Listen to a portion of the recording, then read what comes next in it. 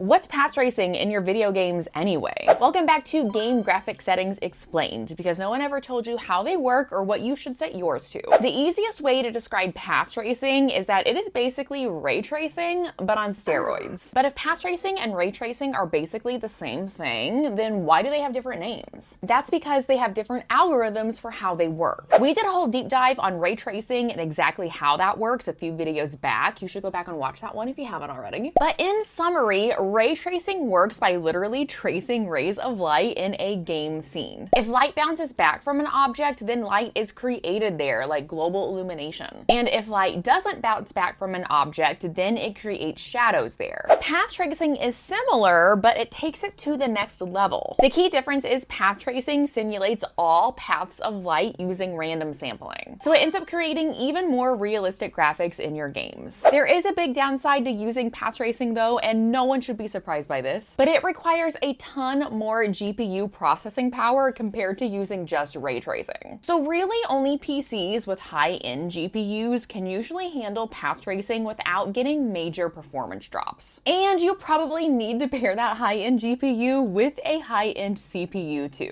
If your PC is able to handle path tracing, one, you are extremely lucky and I am extremely jealous of you. But two, you definitely want to use it in conjunction with either upscaling or frame generation to get the best performance and best stability. Are your current specs able to handle path tracing? Because mine certainly are not. But if yours are, let me know what you're running in the comments.